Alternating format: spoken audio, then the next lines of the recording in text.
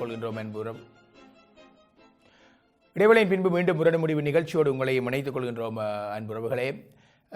இடைவேளைக்கு முன்பு நான் நினைக்கிறேன் காயத்ரியினுடைய கருத்துக்களை நாங்கள் கேட்டுக்கொண்டிருந்தோம். காயத்ரி சொல்வதற்கு வாயை திறந்த உடனே நான் இடைவேளைக்கு சென்று விட்டேன், மன்னிக்க வேண்டும். இங்கே நேரம் சரியாக வந்து விட்டேன். சரி காயத்ரி, இப்போ நீங்கள் உங்களோட பார்வையை தொடங்கலாமே, தொடர்ந்து காய்ச்ச பிறகு நாங்கள் நேர்களுடைய அழைப்பையும் எடுக்கலாம். நேர்களை நீங்களும் அழைப்பில் வாருங்கள். இது மிக தெளிவாக இந்த பிரச்சனையை முன்மையை வைக்கப்பட்டிருக்கின்றது. எங்களுடைய ஒவ்வொருவர் வீட்டுக்குள்ளேயும், அதிகமானவர்களுடைய வீடுகளுக்குள்ளே அல்லது எங்களுக்கு தெரிந்தவர்களுடைய வீடுக்குள்ளே, நண்பர்களுடைய வீடுகளுக்குள்ளே இந்த சிக்கல் இருக்கின்றது. உங்களுடைய அனுபவங்களை, உங்களுடைய கருத்துக்களை பகிர்ந்து கொள்வோம். சில வேளைகளில் இந்த பிரச்சனைகளை எங்கள் கண்ணுக்கு முன்னே காணுகின்ற பொழுது நாங்கள் நேரடியாக தலையிட்டு ஒரு தீர்வை, ஒரு கருத்தை சொல்ல முடியாத ஒரு நிலை எங்களுக்கு இருந்திருக்கலாம், எனக்கு இருந்திருக்கின்றது. அப்படி உங்களுக்கும் இருந்தால் இந்த இடத்திலே பொதுவாக எல்லோரும் பார்க்கின்ற இடத்திலே உங்களுடைய கருத்தை பகிர்ந்து கொள்வது, இதை சம்பந்தப்பட்டவர்கள் அதை பார்க்கின்ற பொழுது சற்று ஒரு வித்தியாசமான அனுபவத்தினை அல்லது ஒரு புதிய பொறியினை அவர்களுக்கு தட்டிவிட்டால் அது மிக முக்கியமான பதிவாக நான் கருதுகின்றேன். எனவே உங்களுடைய அழைப்பு மிக முக்கியமான அழைப்பில் வாருங்கள். காயத்ரி, இப்போ உங்களோட நேரம். என்னன்னு சொன்னா, இவர் கட்டாயமாக அம்மா அப்பா பார்க்க வேண்டிய ஒரு சிச்சுவேஷனுக்குள்ளே இருக்கிறார். அவருக்கு வெளிநாட்டில் யாருமே இல்லை. அப்படி இருக்கும்போது அவர் அம்மா அப்பாவை அவர் பார்க்கத்தான் வேணும். அடுத்தது அவார்ட ஒரு லைஃப் வரும்போது அந்த லைஃபுக்குள்ள வெரி வெரி இம்பார்ட்டண்டான விஷயம் ஒன்றுன்னா ஒரு love and care. Love and care இருக்கிற எந்த ஒரு ஃபேமிலிக்குள்ளேயும் பிரச்சனை வராதண்டு இல்லை. எல்லா இடமும் பிரச்சனை வந்துட்டு தான் இருக்குது, கேரும் இருக்கும். ஆனா அவ ஆர்த்தியை பொறுத்த வரைக்கும் அவ டூ மச்சான லவ்வும் இருக்குது, கேரும் இருக்குது. அதால தான் அவரை கூட கேர் பண்ணாதான் அவ நீங்க டூ மச்சா வேலைக்கு போய் கொண்டிருக்கிறீங்க, அந்த காசை எடுத்து அங்கால அனுப்புறீங்கன்னு சொல்லி அவ ஆர்த்தி கதைச்சிட்டு இருக்கிறா. ஸோ ஆர்த்தி மட்டும் இல்லை, கனபெற்ற லைஃப்ல இதே பிரச்சனை போய்கொண்டிருக்குது. அந்த லவ் கேர் இருக்கிறத இவர் புரிஞ்சு கொள்ளணும். இவர் என்னத்துக்காக அவள் அப்படி சொல்கிறான்றதை இவர் புரிஞ்சு கொள்ளணும். அதை டூ மச்சா அவருக்கு செய்யும் போது, அல்லது ஆர்த்திக்கு அவர் லவ்வையும் கேரையும் டூ மச்சா கொடுக்கும்போது அவாவே ஆட்டோமேட்டிக்காக தன்னுடைய உங்களுடைய அம்மாவுக்கு நான் இவ்வளோத்தை செய்கிறேன், இவ்வளோத்தை அனுப்புவோம் என்ற ஒரு சிச்சுவேஷனுக்குள்ளே அவள் வருவா என்றது என்னுடைய ஒப்பீனியன். அடுத்தது அவர் ஸ்ட்ராட்டஜி சொல்கிறீங்களா, எப்படி அவாவே அதை புரிய வைக்கலாம்ன்றதுக்கு இவருடைய நடத்த ரீதியாக இவருடைய அன்பும் கவனிப்பும் தான் அவ அப்படி மாற்றும் என்று நான் நினைக்கிறேன். அடுத்தது அவர் அங்க பிறக்கும் போதே அம்மா அப்பா சொந்தம் பந்தம் எல்லாத்தோடையுமே பிறந்து வாழ்றேன். இந்திய பிள்ளைகள் அம்மா அப்பா மட்டும் இருக்கு, சொந்த பந்தம் என்றதும் இல்லை. 31 நடக்கும் போதோ அல்லது கல்யாணம் சாமர்த்தியம் கூட நடக்கும் போது கூட யாரும் சொந்த பந்தங்கள் இல்லை. அப்படியான ஒரு சிச்சுவேஷன்ல அவர் அங்க வளர்ந்து வரும்போது அவருக்கு அந்த சொந்த பந்தங்கள் முக்கியம், அம்மா அப்பா முக்கியம், அவைய பார்க்க வேண்டிய ஒரு கட்டாயத்துக்கு அவர் தள்ளப்படுறார். ஸோ அது அவற்ற பிரச்சனை இல்லை, அவற்ற ஃபோல்ட் அல்ல. அது அவ அதை அண்டர்ஸ்டாண்டிங் பண்ணிக்கொள்ளணும். அந்த பிள்ளைக்கு காசு அனுப்புறது இல்லை மெயின் பிரச்சனை. காசை அனுப்புங்கோ, காசு அனுப்புறதுக்காக இவர் தன்னை வருத்தி கொண்டிருக்கிறார் என்றதுதான் அவட மெயின் பிரச்சனை. ஒரு நேர் அழைப்பில் இருக்கின்றார் காயத்ரி, அவருடைய அழைப்பையும் எடுத்துக்கொண்டு தொடர்ந்து நீங்கள் சொல்ல வந்த கருத்துக்களை நாங்கள் கேட்கலாம். வணக்கம், அழைப்பில் இணைந்திருக்கின்ற நேயர் நீங்களா? வணக்கம். வணக்கம் சாமி அவர்களே, வணக்கம் மதன் அவர்களே, மற்றவர்களுக்கும் வணக்கம். மதன், அதாவது அந்த கப்பல் அவர் சொல்லுகின்றார், தனது கணவர் கூடிய நேரம் வேலை செய்கின்றார், அந்த கவலையால் அவர் தன்னுடன் நேரத்தை செலவழிக்க முடியாமல் இருக்கின்றார் என்று சொல்லுகின்றார். அதே நேரத்தில் தனக்கு பணம் தேவையில்லை, தான் உழைக்கின்றேன் என்று சொல்லுகின்றார். அப்படி கணவன் மேல் கவனம் உள்ளவர் அவருக்கு சொல்லலாம், உங்கள் அம்மா அப்பாவையும் பார்க்கத்தான் வேணும், நீங்கள் ஓவர் டைம் செய்ய வேண்டாம், நான் உழைக்கும் பணம் கூடுதலாக உழைக்கின்றேன், அதை நான் மற்றவர்கள் இந்த நாட்டுக்குள்ள போய் எனது அக்கௌண்ட் புறம்பாக போடவில்லை, உங்களுக்கு முதல் தருகின்றேன் என்று அவர்கள் கரிசனையாக அவருடன் கழித்து அந்த பணத்திலே ஊருக்கு அனுப்பலாம். எப்பவும் நாங்கள் எங்கள் சமூகத்திலே பெற்றாரையும் உறவுகளையும் பார்க்க வேண்டிய கடமைப்பாடு உள்ளவர்கள். இந்த நாட்டுக்கு உள்ளவர்களை போல 18 பிறகு எல்லாரையும் மறந்து விட்டு திரிபவர்கள் அல்ல.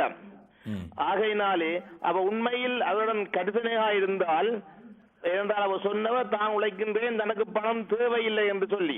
அப்போ மேலதிகமா உழைக்கின்றபடியால் தனது பணத்திலே அவர் கொடுக்கலாம்.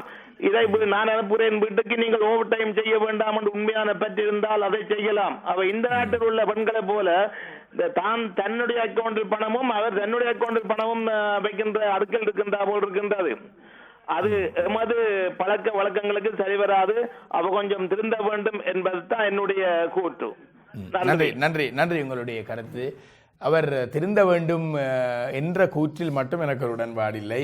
மற்றபடி உங்களுடைய கருத்து சரி, திருந்துவதற்கு அவர் கெட்டு போயிருந்திருக்கவில்லை. அது அவர் வளர்ந்த சூழல், அவர் பழக்கப்பட்ட சூழல், அவருக்கு அதுக்கு அங்காலே ஒன்றும் இரண்டு என்று நாங்கள் பழக்கப்பட்டவர்கள். எங்களிடம் இருந்தா போல 1 2 4 என்று சொன்னால் அதை ஜீரணிப்பது கஷ்டம். அதே போலதான் அந்த அப்படி ஒரு நிலை தான் நான் நினைக்கின்றேன் ஆர்த்திக்கு இருக்கின்றது. ஆனால் ஆர்த்தியை மிக அழகாக உங்களுடைய சூழலுக்கு இந்த இந்த இந்த உங்களுடைய வளர்ந்த சூழலை அவருக்கு புரிய வைப்பது நான் நினைக்கின்றேன் அந்த மிகப்பெரிய பொறுப்பு விஜயிடம் இருக்கின்றது என்று நான் நினைக்கின்றேன். பார்ப்போம். என்ன ஒரு நேர் அழைப்பில்லை. வணக்கம்.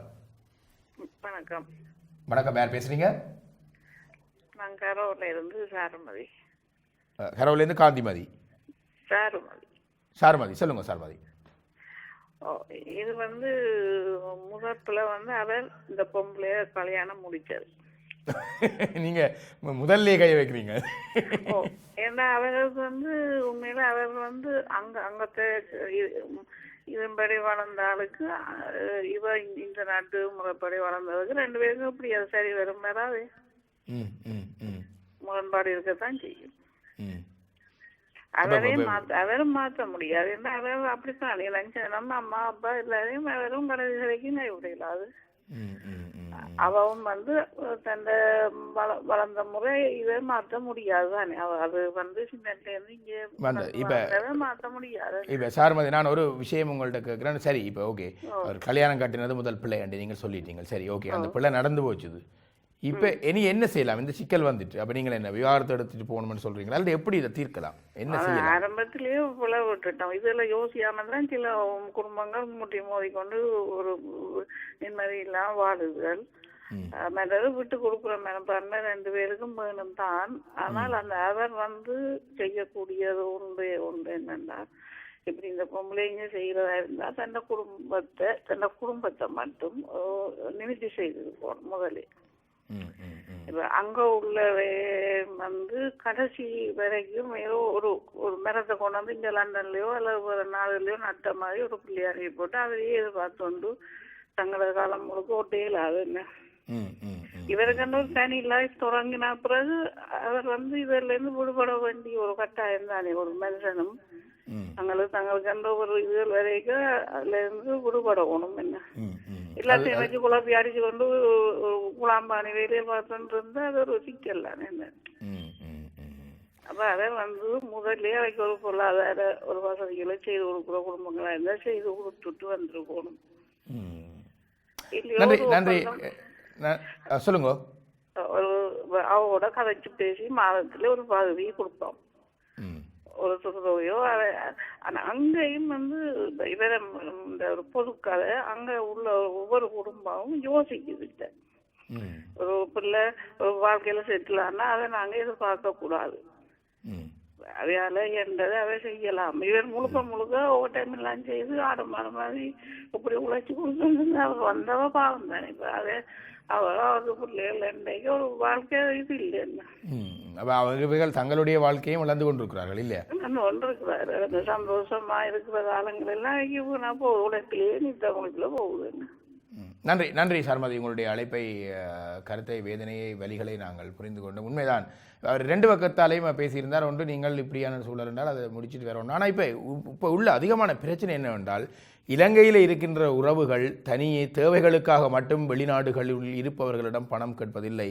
தேவையில்லாமல் கூட வெறும் ஆடம்பரங்களுக்காக இங்கு இருப்பவர்கள் பலர் தங்களுடைய வேலை மணித்தியாலங்களை அதிகரித்துக் கொண்டு தங்களுடைய குடும்பத்தினுடைய சந்தோஷங்களை இழந்து கொண்டிருக்கிறார்கள் என்பது இந்த இடத்திலே மிக வேதனையுடன் வைக்க வேண்டிய ஒன்று. அளவுக்கு போதிய அளவுக்கு பணம் அங்கு இருந்தாலும் கூட மிக மேலதிகமாக சேமிப்புக்காகவும் ஆடம்பரங்களுக்காகவும் வெளிநாடுகளை பார்த்து பணம் கேட்கின்ற ஒரு நிலைமை இன்று தாயகத்திலே வந்திருக்கின்றது என்றது பலருடைய வேதனையாக இருக்கின்றது. இங்கிருந்து விடுமுறைகளுக்காக செல்பவர்கள் திரும்பி வருகின்ற பொழுது இந்த வலிகளை சுமந்து கொண்டு வருகிறார்கள் என்பதும் இந்த இடத்திலே பேசப்பட வேண்டும். ஆனால் இது இன்றைய நிகழ்வு அது அல்ல. மிக முக்கியமானது உண்மையாக தேவை இருக்கின்றவர்கள் ஒரு வேறு விடயம்.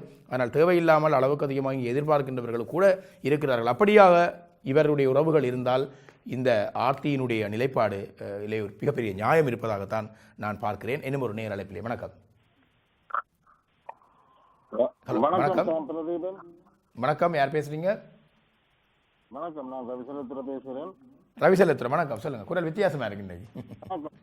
ஆமா, வணக்கம் மதன், வணக்கம் அனிகா, வணக்கம் ருஷான், வணக்கம் காயத்துக்கு முதல் அனைவருக்கும் வணக்கத்தை தெரிவித்துக் கொண்டு சொல்லுங்க. இது முரணம் முடிவும் என்று முடிவில்லாத போல இருக்கு. கட்டாய முடிவு வரணும் இல்லை, முரண்களைத்தான் நாங்கள் இங்கே காட்டுகிறோம். முடிவுகள் உங்களுடைய வீடுகளுக்குள்ளே நீங்கள்லாம் எடுக்க வேண்டும். ஆமா, இது இப்ப அந்த திறமாக நடித்த அந்த விஷயத்தை வெளிப்படுத்தி இருக்கிறார்கள். இருந்தாலும் ஒரு பாரிய பிரச்சனை இருக்குன்னு சொன்னால், இப்ப அவர் சொல்றார் தான் ஊருக்கு காசு அனுப்பணும் என்று. அவர் பெண்ணானவள் தன்னுடைய தன்னுடைய உடம்பு அவர் சுகதேகியாக வாழ வேண்டும் என்பதும் அந்த பெண் விரும்புகிறார்.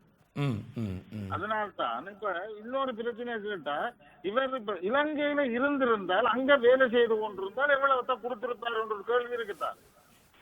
விஜய், நீங்க தான் சொல்லணும்.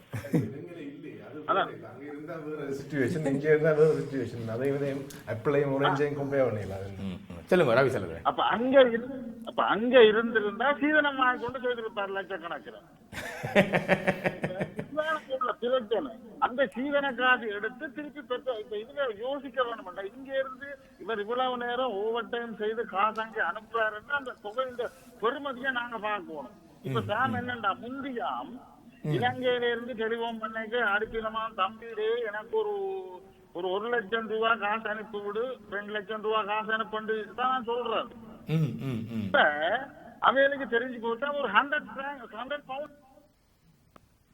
ஏனென்றால் அவைகளுக்கு பவுண்ட் சொன்னீங்க 100 பவுண்ட் 200 பவுண்ட் சொன்னீங்க, இவைகளுக்கு குறைவு மாறி இருக்கும். 2 லட்சம் 3 லட்சம் அனுப்பணும்னு இங்க உள்ளாக்கள் யோசிப்பிரம் பண்ணிட்டு மாற்றி அவைகள் கதைக்கணும். இதுல என்னென்றால் இப்ப உங்களோட முடிவு முரணம் முடிவு என்ற இதுல ருஷானும் காயத்ரியும் அவர் சொன்ன கருத்தே அந்த கருத்து தான். அவர் அதை யோசிக்க வேண்டும்.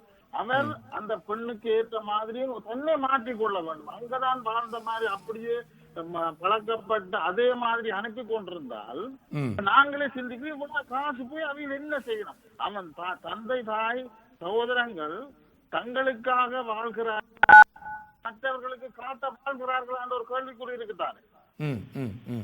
மற்றது இப்ப இலங்கையில கூட முதலமைச்சர் எல்லாம் சொல்லி இருக்கிறார், புலத்துல இருக்கிற மக்களே நீங்கள் காசு அனுப்பும் பொழுது ஏன் அனுப்புகிறோம், எதற்காக அனுப்புகிறோம் என்று சிந்தித்து அனுப்புங்கள். அதனால அவர்கள் அங்க பால்படுகின்ற ஒரு நிலைமை இருக்கு. அப்ப என்ன பொறுத்தளவு அவர் அதாவது கணவன் மனைவியோடு கலந்து ஆலோசித்து ஒரு கொஞ்சம் அனுப்பலாம். அதுக்காக தன்னை வருத்தி தன் குடும்பத்தை பாழாக்கி கொள்ளாமல் இருக்க வேண்டும் என்றதான் என்னுடைய முடிவு. ஆகவே இவர்கள் தான் வாழப்போவர்கள், அவர்கள் வாழ்ந்து முடிந்து கொண்டிருப்பவர்கள். அந்த வாழ்ந்து முடிந்து கொண்டு இருப்பவர்களுக்காக இவர்கள் தங்கள் வாழ்க்கையை அழித்துக் கொள்வது சால சிறந்ததல்ல.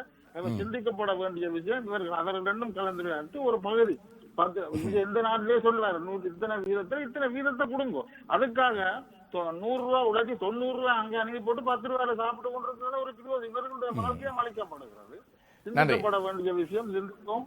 முரணம் முடிவும் நல்ல முடிவாக அமையட்டும் என்று கூறி நன்றி ரவி செல்லத்துறை. இது ஒரு மிக முக்கியமான ஒரு பிரச்சனை, எல்லோருக்கும் மத்தியில் இருக்கக்கூடிய ஒரு பிரச்சனை தான். இங்கே இருப்பவர்கள் நான் நினைக்கின்றேன் அதிகமானவர்கள் மிகுந்த வழிகளோடு தங்களை இந்த நல்ல அனுபவங்களை எல்லாம் தாங்கள் தியாகம் செய்து நாங்கள் அனுப்புகிறார்கள். எனக்கு தெரிந்த ஒரு நண்பர் ஒரு ஐஃபோன் 4 என்று நினைக்கின்றேன், அந்த 4ஐ மிக கவனமாக தனக்கு கிடைத்த ஒரு புதுசை அங்கே ஊருக்கு கொடுக்க வேண்டும் என்று சொல்லி அதை மிக கவனமாக எடுத்து அங்கே செல்கின்றார். அங்கே யாருக்கு கொடுக்க சென்றாரோ அவர் ஐஃபோன் 6ஓடு நின்றார்.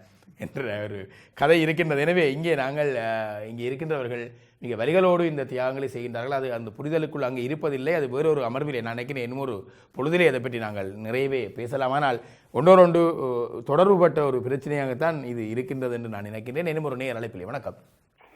வணக்கம், நான் லண்டன்ல இருந்து கலைக்கிறேன். வணக்கம்.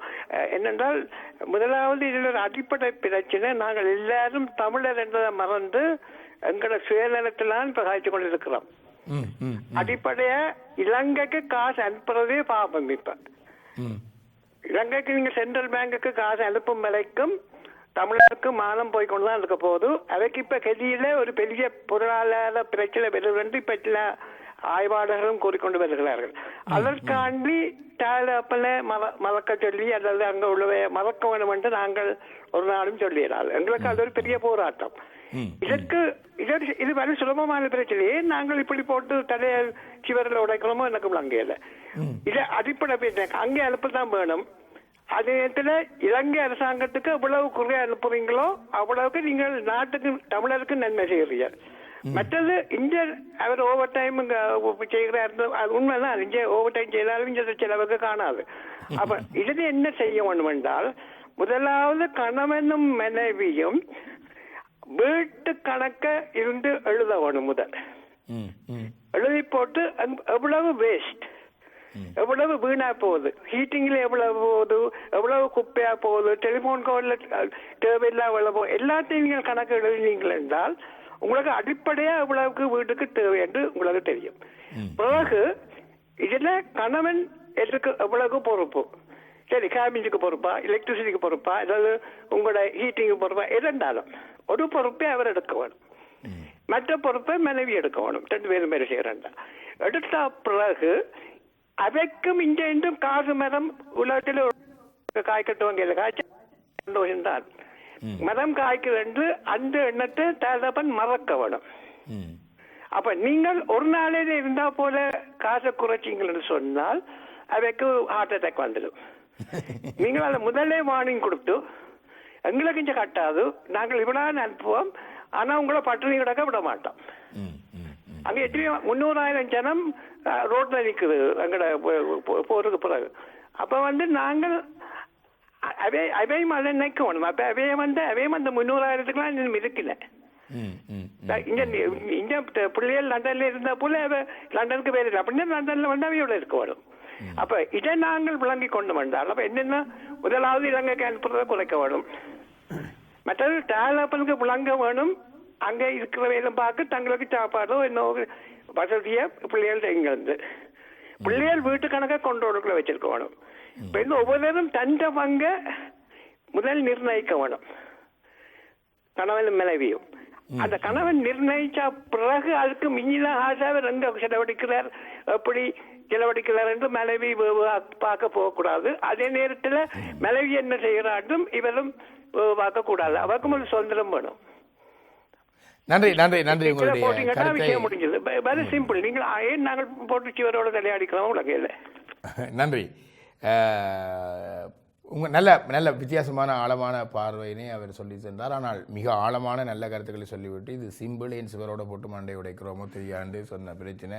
அந்த கருத்துக்களுக்காண்டு தான் சிவரோட போட்டு மண்டை உடைத்திருந்த நாங்கள் முதலே இந்த இப்படி ஒரு மிக தெளிவாக ஆழமான கருத்தை சிம்பிள் என்று சொல்லி யாரும் எங்களுக்கு சொல்லித் தருவதற்கு இல்லை. இங்கே இருப்பவர்களை சொல்லவில்லை, பொதுவாக குடும்ப வரவுகள் இருந்திருந்தால் யாரும் மண்டையை சிவரோடு போட்டு உடைத்திருக்க அவசியமில்லை. எனவே தொடர்ந்து இப்படியான பிரச்சனைகள் வரும்பொழுது நான் நினைக்கின்றேன் இவர் கூறிய ஒரு சில வழிமுறைகள் நான் நினைக்கிறேன் ஒரு குடும்ப பின்னணியிலே ஒரு திட்டமிடல் பற்றியதான மிகப்பெரிய பரப்பினை அவர் கூறியிருந்தார். எப்படி மனநிலைகள் பற்றிய ஒரு பிரச்சனை, அங்கே இருப்பவர்களுடைய மனநிலை, இங்கே இருப்பவர்களுடைய மனநிலை பற்றி மிக ஆழமாக கூறியிருந்தார். அவர் மிகப்பெரிய ஒரு சிக்கலை விசாலமாக பார்த்துவிட்டு ஆனால் சின்ன பிரச்சனையை மண்டையை போட்டு உடைக்காதீர்கள் சொல்லிவிட்டால் அது இதுக்கு பிறகுதான் எனக்கு ஏன் இந்த பெரிய பிரச்சனையை சின்னனாக சொன்னார் என்று மண்டையை போட்டு உடைக்க வேண்டி இருக்குது.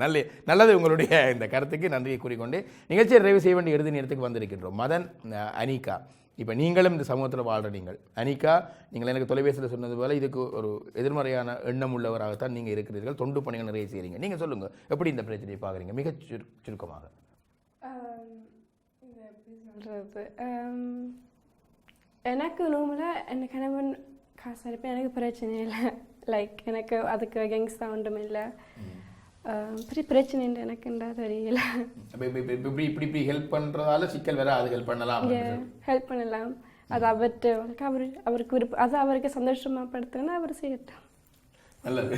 உங்களுக்கு வர புறக்கணவர் சந்தோஷமா இருப்பார் என்று நான் நினைக்கின்றேன். நீங்களும் சந்தோஷமா இருப்பீர்கள். மதன், விஜய் வேண்டாம், மதன் சொல்லுங்க. ஓகே, நான் இப்போ என்னென்னா ஹெல்ப் பண்ணணும், கட்டாயம் ஹெல்ப் பண்ணணும். நாங்கள் எங்களை பழைய ஆக்களை மறக்கக்கூடாது, வளர்த்தாக்களை மறக்கக்கூடாது. நடந்து வந்த பாதையை திரும்பி பாருடான்னு சொல்கிறது தானே. அது இல்லாத நான் மறந்து போட்டு வெளிநாட்டில் வந்துட்டா என்ன செய்யலாம் என்று இருக்கக்கூடாது. கடைசி வரையும் அது ஒரு போலி வாழ்க்கை. அளவோடு செய்தால் காணும் நினைக்கிறேன். இலங்கையில் இருக்கிற ஆக்களும் யோசிக்கக்கூடாது, வெளிநாட்டில் இருக்கிறவங்களுக்கு காசு மரம் இருக்குது பிடிங்கி தருவாங்கன்னு சொல்லி அவையிலும் தெரியணும். கஷ்டப்பட்டு தான் எல்லாரும் காசு வைக்கணும்னு அவையிலும் அதுக்கேற்ற மாதிரி இருக்கணும். அந்த பேலன்ஸ் இருந்தால் பிரச்சனை வராதுன்னு நான் நினைக்கிறேன். சரி, இறுதியாக ரோஷான், உங்களிடம் இருந்ததா கருத்துக்கள்? நிகழ்ச்சி நேயர்களுடைய பல கருத்துக்களையும் கேட்டீர்கள், இவர்களுடைய கருத்தையும் பார்த்துட்டு நீங்கள் அவள்கிட்ட கேள்வியிலே விடையும் இருக்குது, விடையிலே விடையும் இருக்குது. அதாவது சொல்லிச்சுன்னா எல்லாம் அளவோடு இருக்கணும், ரெண்டு பேரும் அண்டர்ஸ்டாண்ட் பண்ணியிருக்கணும். மற்றது ஊர்லேருந்து காசு விஷயமோ அல்லது என்ன விஷயமோ இருந்தாலும் நாங்கள் உடனே நாங்கள் இருக்கிறோம், நீங்கள் பிரச்சனை இல்லை, ஒன்றுக்கும் யோசிக்காதீங்க அப்படி சொல்லாமல் நாங்களும் எங்களோட பிரச்சனைகளையும் எங்களோட வேதனைகளையும் எங்களோட இதுகளையும் நாங்கள் அது இருந்ததோ இல்லையோ நாங்கள் அதை வெளிப்படுத்தணும். வெளிப்படுத்தி போட்டு சொன்ன உடனே நாங்கள் காசு அனுப்புறதோ சொன்ன உடனே எல்லாத்தையும் செய்கிறத தவிர்த்து நாங்களும் எங்களோட உண்மையான நிலைமை அவைகளுக்கு எடுத்து தண்டி மற்றது ஒரு ஒளிமுறை இல்லாமல் இருந்தால் முதல்ல ஒரு பிரச்சனை வராண்டு என்ற கருத்து. காயத்ரி,